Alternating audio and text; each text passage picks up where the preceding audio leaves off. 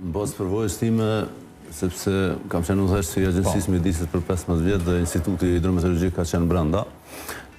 Instituti ka avancu shumë brenda 10 viteve të fundit, ama në krahasim me më herët, do në është një teknologji shumë e re, një sistem informativ me gjitha të pajisit që japin informacione me miliona euro me mbështetje nga Bashkimi Evropian dhe nga organizata tjera shtetërore të Japonisë apo amerikane, dhe janë vendosur shimatësat që janë sot mbi 50 copë në Kosovë, mos ka bëjnë ndoshta mbi 60, pastaj janë matjet e prurjeve të lumeve, ka automatike, ka edhe ato fizike si përpara, që matën në mënyrë manuale, dhe për cilë monitorimin e ujrave në Kosovë mund të gjeni edhe në webfaqen e Institutit Hidrometeorologjik dhe të Agjencisë Mjedisit, ku paraqitet gjendja edhe online, domethënë reale, në disa pika.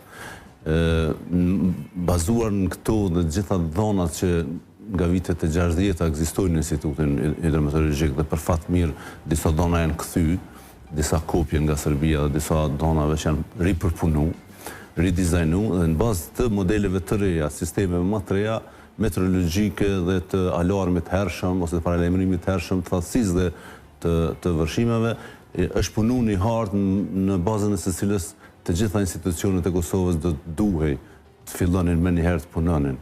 Një hartë ose një gjendje e mjedisit, një gjendje e vërshimeve është diçka ideale dhe fenomenale nëse paraqitet se si ka ndodhur deri më sot, mirë po ajo është e mangët ose nuk vlen në qoftë se institucionet tjera implementuese nuk fillojnë me implementimin e projekteve aty ku atakohemi çdo vit.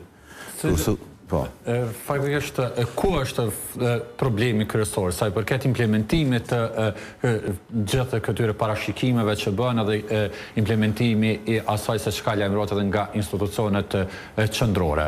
Kosova ka veç një problem, veç implementimin e ligjeve. Nuk ka ligj që implementohet 5 ose 10%, me thonë filan ligji përveç ndoshta drejtësi ose diçka tjetër. Sa i përket në ligjeve mjedisore, qoftë ai për ujrat ose ku përfshihen vërshimet ose për ajrin ose çfarë do tjetër, menaxhimin vetrujnë ose gjitha këto ligje, po të implementoheshin pak më mirë se këto vërshime ishin më të vogla.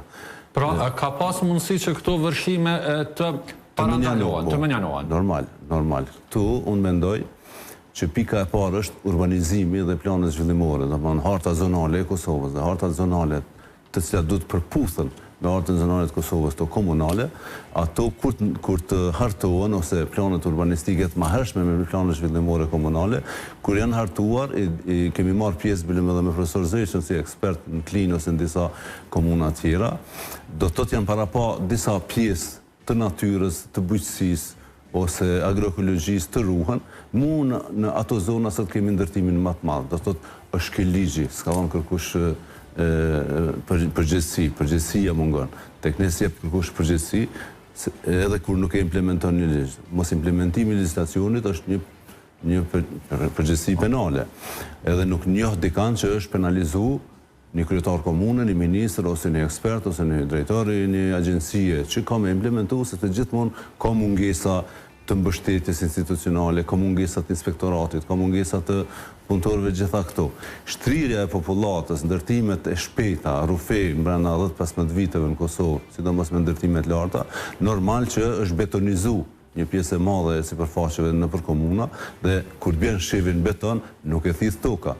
Është shumë e thjeshtë, do thotë toka është bymyer, është ngopur, brenda një jave që patrejshje më herët. Falë ndotjeve shumë mëdha, që mendoj që edhe ndryshimet klimatike, edhe kjo klimë, kjo temperaturë së 10 gradë, 12 gradë gjatë janarit, ka bërë që të mos bjerë borë. Po të ishte temperatura deri në 2 gradë, 2 ose -2, 0 gradë, do të binte gjysmë metër borë. Se ka ra dikun 67 ml. Edhe ajo mrena 2 jave do të shkrijë, ne do të kishim probleme si mi hap rrugët.